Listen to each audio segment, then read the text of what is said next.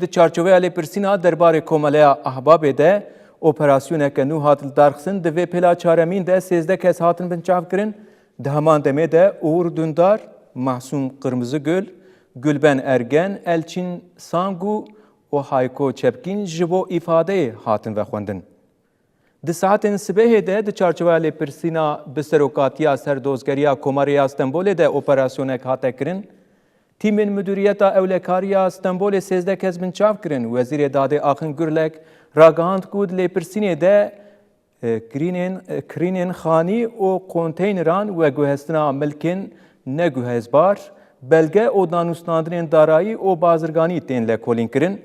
Di operasyonên beriyên tekîldarî vê lêpirsînê de 28 kes di nav de damezrînerê Komeleya Ahbabê Halûq Levent û Oğuzhan Uğur jî hebûn hatin girtin.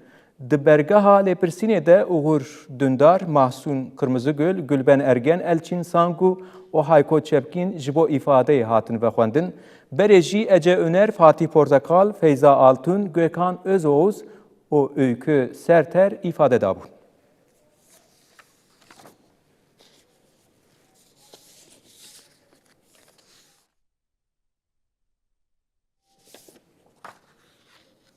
Di çarçoveya vê lêpirsîna Komeleya Ahbabê de ku her carî operasyonek tê kirin, di heman demê de jî hin kes ji bo îfadeyê tê vexwendin.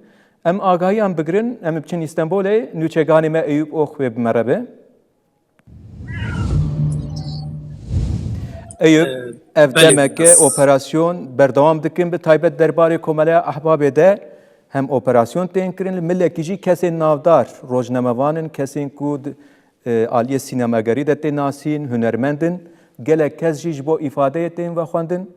Em agahiyan tişte bigirin.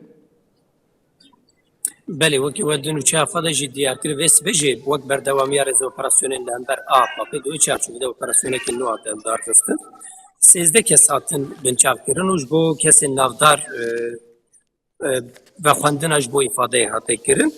Hefta borî jî ev vexwendin hatibû kirin. Di hefteya borî de Özlem Gürses, Hazal Kaya, Rûşen Çakır, Fatih Altaylı, Fatih Portakal, Öykü Serter û Feyza Altun ku kesên navdar rojnamevan, lîstikvan û sînemagerên li Tirkiyeyê vexwendibûn ji bo vê operasyonê.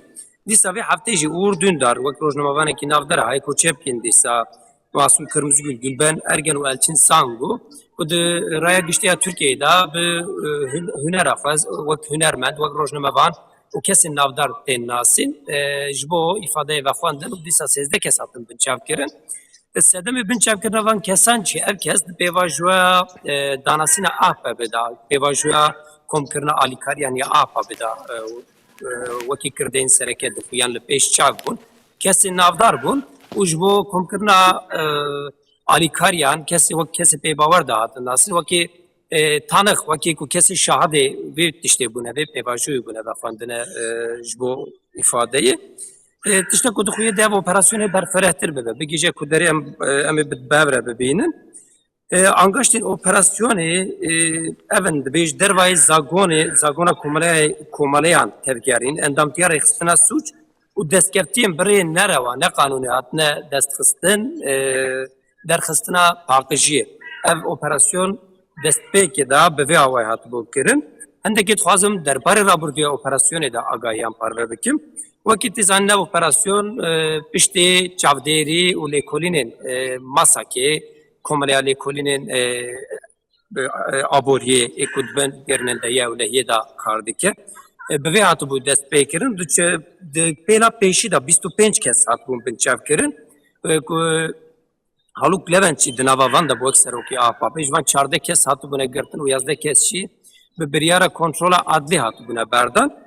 Dîsa ev operasyon devam kiribûn. Di pêla duyemîn de wek 17 kes hatibûn binçavkirin û 12 kes sertê adliyê kiribûn. Ji wan jî 8 girtî û 4 jî dîsa bi biryara kontrola adlî hatibûne berdan.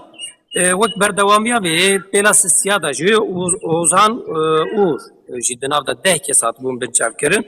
Oğuzhan Uğur jî di nav de 9 kes hatibûne girtin. Heyana di çarçoveya dozê de mirov dikare bije 27 kes girtîne û pêlên operasyonê hêj berdewam dikin. Em ê jî bişopînin. Eyûb, em gelekî spas dikin te agahiyên dawî derbarê vê operasyonê de jî bi me re parve kirin. Quwet be ji we re. Dem baş, weşan baş.